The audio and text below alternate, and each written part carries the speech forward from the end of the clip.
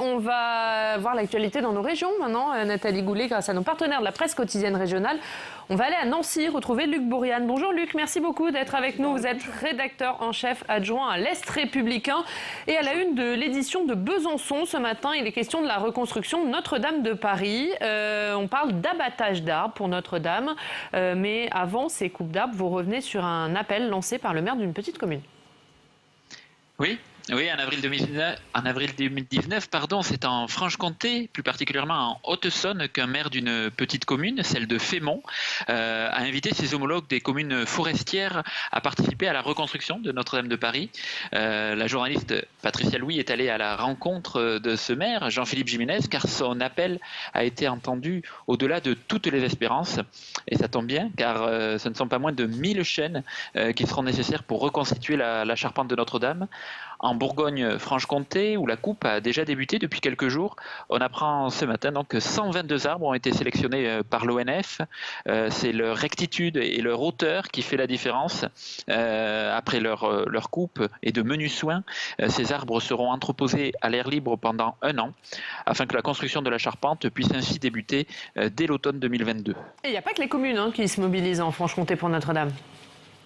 Oui, absolument. Les propriétaires privés donnent aussi pour Notre-Dame. Cette fois, c'est le journaliste Fred Jiménez qui est allé voir une famille du Doubs qui a décidé de couper un de ces beaux chênes. Cet arbre devrait fournir une poutre de 12 mètres de long d'un seul tenant. Mais au-delà de ce don pour Notre-Dame, en parcourant cette forêt privée, c'est une histoire familiale que les lecteurs de l'Est républicain vont pouvoir revisiter. La forêt en question est dans la famille depuis le XVIIe siècle. Au total, une centaine d'arbres ont été cédés par des propriétaires privés pour la reconstruction de Notre-Dame. Et on va terminer avec vous avec un rayon de soleil. C'est la une de votre édition de Nancy, le printemps de plus en plus précoce. Oui, même en Lorraine, les périodes entre les premières et dernières gelées diminuent, le nombre moyen de jours au-dessous de 0 s'étiole et les nuits d'été battent des records de chaleur. Bref, comme partout, le climat se réchauffe inexorablement. Et cette précocité du printemps a des conséquences sur certains oiseaux migrateurs notamment.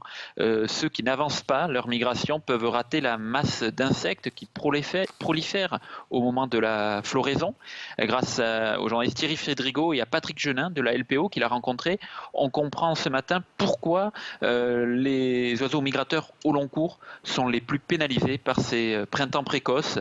Ainsi, si la douceur printanière est bienvenue pour les humains, son arrivée précoce est source de déséquilibre chez nos amis les volatiles. Et merci beaucoup. Merci Luc Bourriane d'avoir été avec nous et de nous avoir parlé des 2 éditions de l'Est républicain. À très vite. Merci Luc. On retourne en Normandie, Nathalie Goulet, pour terminer. Et on voit votre revue de presse avec Steve.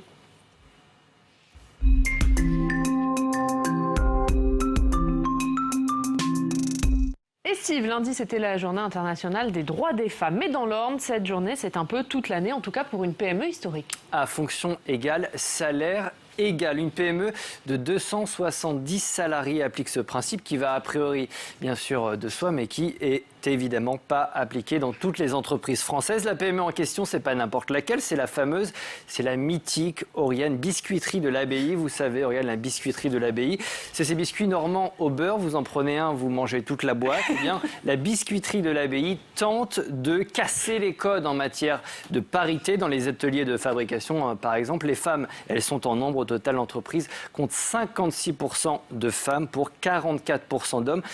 Nathalie Goulet, une proposition de loi va être examinée à l'Assemblée nationale. Elle porte sur l'idée de quotas, d'imposer des quotas dans les entreprises. Les quotas, vous y êtes favorable, vous n'y êtes pas favorable ?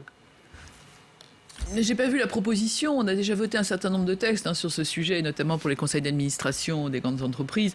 Moi, je voudrais plutôt rendre hommage à la biscuiterie de l'Abbaye, qui est une entreprise historique de mon département, qui est une entreprise familiale qui a réussi toutes les mutations, y compris à l'international, qui est quand même un modèle dans une commune qui n'est pas très importante, qui est Lonlay-l'Abbaye, où le maire se donne évidemment beaucoup de mal et qui est un endroit absolument formidable. Et je vous y invite. À mon avis, une boîte, c'est pas beaucoup. Quand vous commencez, c'est plutôt 2. Peut-être sur la parité, on voit qu'il n'y a pas forcément besoin de quotas. Non, mais je pense qu'on a déjà voté un certain nombre de choses. Ce qu'il faut, c'est pousser les entreprises à une meilleure répartition. Mais discuter en 2021 encore de l'égalité salariale, avouez que c'est quand même un peu tragique. On va parler politique. Pour terminer, avant de parler des régionales dans quelques instants, on va parler des départementales. Ça arrive. Scrutin prévu au mois de juin prochain. Dans l'Orne, les Républicains sont majoritaires et ils espèrent confirmer leur bonne position. La campagne n'a pas officiellement débuté, mais tous les partis sont déjà dans les starting blocks. Tous les partis, non. Un parti du nom d'UDI lutte encore et toujours. L'UDI qui n'a pas de candidat. Nathalie Goulet, vous êtes porte-parole de ce parti. Vous êtes candidate au régional. Oui. Pourquoi faire l'impasse sur les départementales? Je ne fais pas l'impasse sur les départementales, mais je n'ai pas le don d'ubiquité, voyez-vous. Et comme vous n'êtes pas sans savoir qu'à l'UDI, on a eu une petite difficulté de réorganisation quand Jean-Louis Borloo a évidemment cessé d'exercer, le parti a connu un schisme entre Hervé Morin, qui est parti et qui a créé les centristes créatifs, et Jean-Christophe Lagarde, qui a pris la direction du parti. Donc, si vous voulez, l'UDI, canal historique, est en reconstruction. Et moi, je ne peux pas faire les deux. Donc, nous avons des candidats qui seront des candidats LR, probablement soutenus par l'UDI. Enfin, je ne sais pas encore comment ça va se passer parce qu'il y a un certain nombre de sortants. Vous savez, les étiquettes sur les départementales dans un territoire rural, ce n'est pas forcément l'alpha et l'oméga de ce que attendent les citoyens. Et d'ailleurs, beaucoup de candidats n'appartiennent à aucun parti et c'est bien comme ça. Merci Steve. À tout à l'heure. À tout à l'heure. On va parler des régionales. Justement, vous êtes candidate au régional dans cette région Normandie. Avec quelle ambition pour votre région ? Une région qui protège. Je pense que l'heure n'est plus au saupoudrage. Donc, un bon contrôle des finances publiques et des dépenses. Arrêter le saupoudrage comme c'est une tradition. Et puis, vous entendez quoi par saupoudrage ? Je veux dire que le président de la région, c'est pas une grosse tirelire. Il faut une stratégie, il faut une stratégie économique, il faut une stratégie aussi sociale, même si le social n'est pas du domaine de la région. Mais vous voyez dans quel état va être l'économie, vous voyez dans quel état est la France. Et je pense que nous avons des grands enjeux en Normandie, parce que c'est une région absolument formidable. On a des enjeux économiques, on a des enjeux sociaux, on a aussi des gros enjeux d'attractivité, parce que vous avez bien vu que pendant la crise sanitaire, de nombreuses personnes qui habitent la région parisienne se sont réfugiées en Normandie. Et donc, il faut conserver cette attractivité. Et pas que, il y a des enjeux avec le Brexit aussi. On a vu que le port de Cherbourg, il a triplé son trafic depuis le Brexit. Comment vous allez faire, vous, pour que la Normandie devienne attractive avec ce Brexit ? Mais justement, on a dans quelques jours un débat avec mon collègue, que nous avons demandé avec mon collègue Michel Canevet, Bretagne-Normandie, sur le trafic transmanche, qui est un vrai sujet. Donc j'ai un programme extrêmement dynamique et extrêmement précis, avec un concept autour de la protection, évidemment. Et puis on a un souci avec les mobilités, comme vous le savez, qui est aussi un vrai sujet qui dépend de la région. J'ai une très bonne équipe. J'ai une femme en tête de liste dans chaque département. J'espère que ça pourra durer comme ça jusqu'à la fin. Je ne vous cache pas qu'un petit appel à candidature en Seine-Maritime m'arrangerait, parce que là, j'ai un peu de soucis. Seine-Maritime est un département qui est difficile pour moi pour boucler la liste pour l'instant. Mais les autres départements sont extrêmement bien partis. Je suis extrêmement confiante. Vous nous parliez d'Hervé Morin tout à l'heure, c'est lui le président de la région. Pourquoi l'UDI, votre parti, ne fait pas de candidature commune avec Hervé Morin ? Bon, d'abord, je suis complètement légitime, et l'UDI aussi, mais moi d'abord, je suis tout à fait légitime à présenter un programme. Déjà, un programme complet. Ce qui n'est pas son cas. Ensuite, j'ai une autre... Il n'a pas de programme, lui ? Je ne sais pas, pour l'instant, il n'y en a pas, mais j'ai une autre idée de ce qu'on peut faire en Normandie, avec des gens nouveaux, avec la société civile. Et puis, le résultat de d'X années, c'est pas seulement Hervé Morin, mais c'est aussi ses prédécesseurs. Si vous faites un petit micro-trottoir et que vous demandez aux gens le nom de leur conseiller régional, eh bien, ils n'en savent rien. Voilà. Donc moi, je veux une région de proximité. Je veux que les gens connaissent les compétences de la région. Je veux que les gens connaissent leur conseiller régional.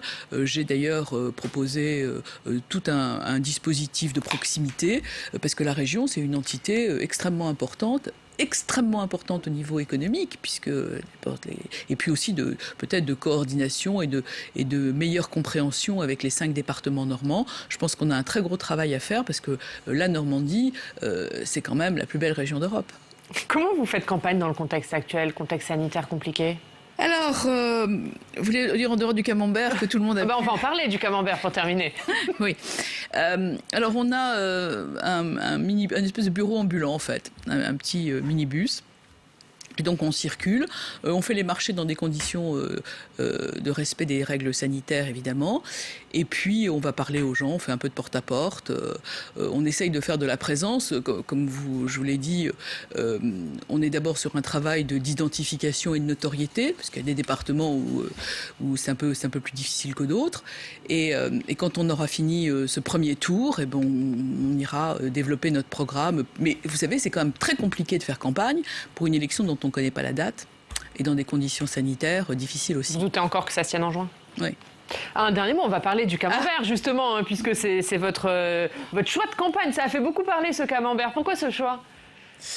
Eh bien, je me suis réveillée un beau matin, non pas en venant sur Public Sénat, mais en me disant, bon, il faut un produit qui m'identifie, qui soit lié à la région, et il n'y a pas mieux que le camembert. Voilà, ça marche. Très bien. Bon. J'en suis à 7000.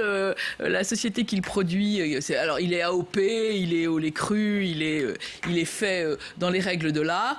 Et c'est surtout que le retour de terrain est excellent parce que les gens sont extrêmement contents qu'on fasse travailler la filière locale. Donc il fallait oser. Bon, on va arrêter parce qu'avec le réchauffement climatique, la saison qui s'approche et qui arrive vers le printemps, on peut pas distribuer du camembert toute l'année. Et merci beaucoup. Merci Nathalie Goulet d'être venue nous voir ce matin.